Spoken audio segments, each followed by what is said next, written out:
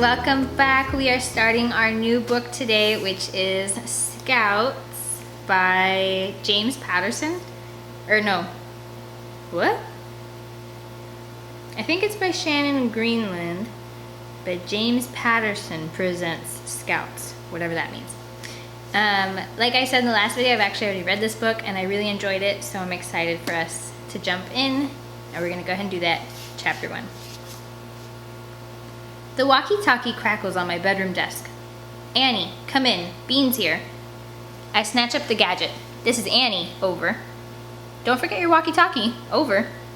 I roll my eyes. So typical of Beans. Like I would ever forget my walkie-talkie. Yeah, over. Unzipping my backpack, I started cramming in all the stuff I'll need for a camping trip. Ball cap and toothbrush. I hate dirty teeth. Chore money. Last time I counted, I had $23.13. A box of matches, flashlight, can of Pringles, and I finish it all up with my sleeping bag. I'm digging under my bed for some spare batteries when Mom peeks in my open door. Annie, do you want to take... Is that your new yellow dress crumpled on the floor? I look out from under my bed and cringe. Oops. With a sigh, she sits down on my bed. What am I going to do with you, Annie? Your room is a disaster. I'll clean up when I come home. I promise. Standing, I give her my best smile because I so don't have time to clean up right now. The Scouts are waiting.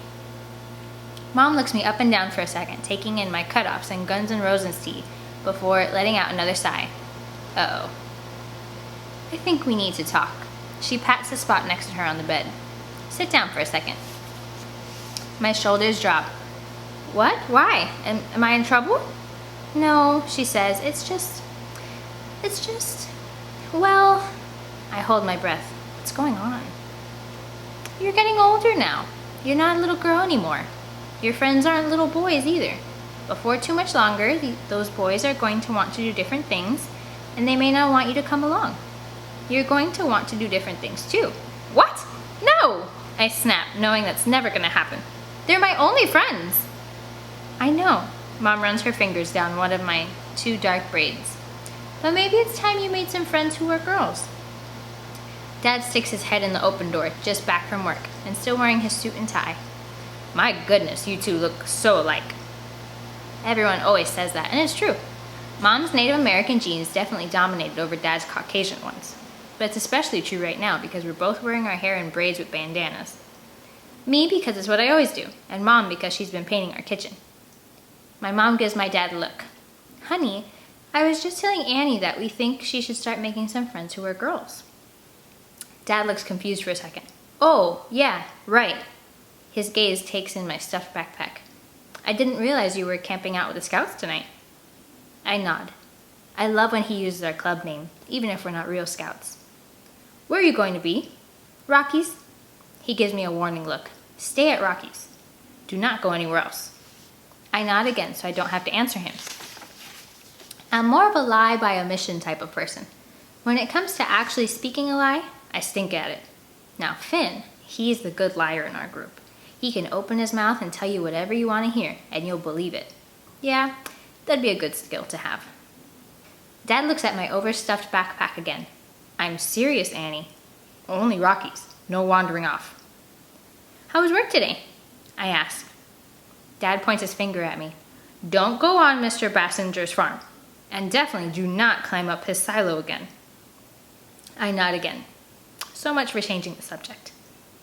Sure, old man Bassinger wasn't exactly warmed up to us Scouts yet. He yells at us, rides his tractor waving a shotgun, and even threw a peach at us once. But we know how to skirt around him. I look between my parents. Can I go now? Dad's lips tilt up into a little smile. Not before I give you something. He reaches into his pocket and pulls out a small object. Hold out your hand. I don't hide the giant smile that creeps onto my cheeks as I bounce off the bed and hurry over. Dad always gives the best presents. I hold out my hand and watch as he opens his. A purple pocket knife drops into my palm. My eyes widen. For real? I can't believe Mom agreed to this. I think you're old enough. I stand up a little taller. I can't wait to show the Scouts. Dad chuckles. Okay, go. Have fun. But we're not done talking about the boy-girl stuff, Mom says. We'll finish up later. Just think about what I said. I definitely will not be thinking about it, but I nod anyway as I grab my pack and walkie-talkie, yell, "Love you," and fly down the stairs. I climb onto the BMX bike that Dad and I built last summer and hit the street, taking off towards Rocky's house. Rocky's dad's Trans Am is up on blocks, as it always is. Sometimes he lets me crawl under and help him with stuff. He's cool that way. I wish my dad could do stuff like work on cars. All he does is wear a suit and go to an office. So he did help me build my bike. So there is that. Rocky's sister is shooting hoops outside their garage when I pedal up. Everyone in his family is an athlete, which is why I love hanging out here. One of them is always up for playing basketball, catch, football, or soccer. His dad played football for UT, and Rocky's been playing forever too. A lot of people in the neighborhood say Rocky's got raw talent and could go pro someday. That'd be neat, having a superstar best friend and all. Rocky's already outside waiting on his bike, dressed in his usual jeans and muscle tee.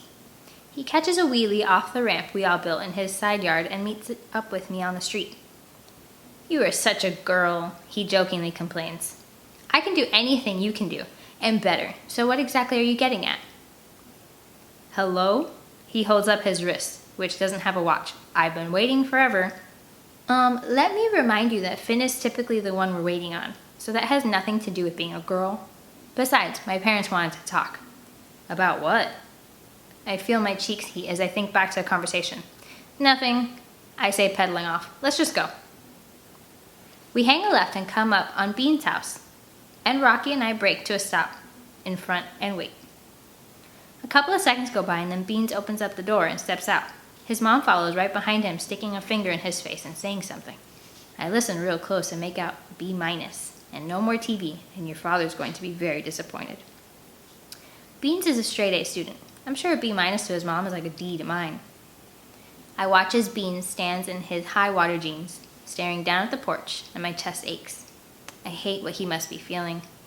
I don't know why his mom is always railing on him. And I don't know why she doesn't buy him clothes that fit. I mean, they're the richest family in the neighborhood. She finishes whatever she's saying, and then turns to look across the yard at me and Rocky. She straightens up and gives us a big wave like she wasn't just all up in Beans' face. "Y'all kids be good!" "We will," we say, and watch as Beans climbs onto his bike and quietly pedals the length of his driveway to meet us. When Beans' mom closes the door, he immediately ruffles his afro to rub out the side part that she always put there. "Everything okay?" I ask. "Fine." He snaps. And then does this thing where he peels his lips off his braces before racing off. He's been snapping a lot lately. "Beans' mom is so strict," I whisper to Rocky. "I know," he says. "Let's just go." We hurry to catch him, pedaling furiously up the hill, and squeal to a stop in front of Finn's house. There's a new car in front, a Buick. Sounds from the backyard filter around. "I'll just stay here," Rocky says. "What?" I drop my bike. "Why?" "Come on." With a sigh, Rocky gets off his bike and slowly follows me and Beans. As we round the corner of Finn's house, we see everyone sitting on Finn's deck, finishing dinner and laughing. Finn's mom, another woman who looks just like his mom, and a girl about our age. With all their blonde hair and preppy clothes, they look like a stage magazine ad. And here's me with my bandana, Beans in his high waters, and Rocky with his muscle tee, looking like a bunch of hoodlums, to use my mom's word, leaning up against the fence that surrounds their backyard. "Hello, son." I turn to see Rocky's dad coming out the back door of Finn's house, and my head snaps over to Rocky. Rocky mumbles hello, but totally avoids eye contact with me. And before I can ask him what the deal is, Finn comes off the deck towards us, high-fiving Rocky's dad as he passes. When Finn's standing right in front of us, I look between my two friends. "Anybody going to tell me what's going on?" Finn furrows his brows. "With what?" "Hello!" I wave my hand in the direction of the back door. "Rocky's dad?" Finn looks at Rocky. "I thought you told them." Rocky shrugs but doesn't say anything. I glance over at Beans, and he looks as clueless as me. "His dad and my mom are dating," Finn tells us with a smile that so doesn't match Rocky's attitude. "That's kind of neat," Beans says. "If they get married, you two will be brothers." Finn nods. "Cool, huh?" I look over at Rocky. "How long?" "Couple weeks," he mumbles.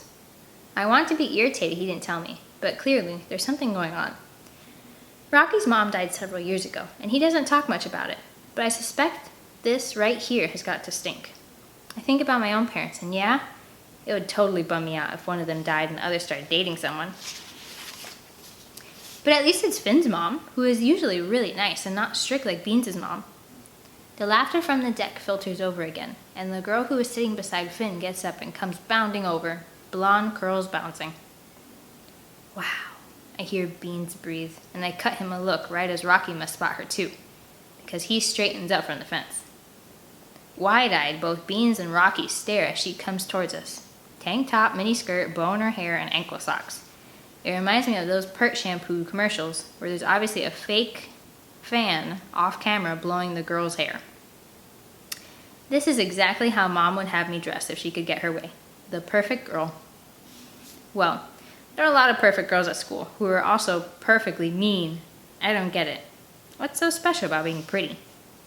Hi, the girl grins, all dimples and lip gloss and freckles. I'm Scarlett, Finn's cousin. Hi, Beans squeaks and then clears his throat. Hey, Rocky pitches his voice low and I roll my eyes. Finn pulls a tissue from his back pocket and blows his nose. Scarlett lives in Chicago. She's going into the 8th grade. She's here for the week while her mom goes off and gets married. Wait a minute, for the week? I hope that doesn't mean what I think it means. Are you gonna come watch the meteor shower with us? Beans asks, and I shoot him the evil eye. This was supposed to be our secret adventure night. Just the scouts. She nods. Finn says we're camping out too. Let me just get my purse. Her purse? She races inside and I watch as her miniskirt bounces with each step. We're supposed to be climbing a silo. I hope she's changing. What are you doing? I grumble at Finn. Why did you invite her? He refolds his tissue into a neat square. My mom said I had to bring her along. But this is our first day of summer camping trip. We do it every year. Just us. I empathetically point out. What's wrong with him? Finn just shrugs. Sorry, Mom said. She's a girl, Rocky whispers. I frown. I'm a girl. Yeah, but she's a real girl. Woman. A woman? She's going into the 8th grade. She's gonna be here a whole week? Rocky asks with so much wonder in his tone that I start chewing my thumbnail. Yeah, Finn sighs, all put out, and walks his used tissue over the garbage. Well, at least I'm not the only one none too thrilled with her arrival and intrusion on our week.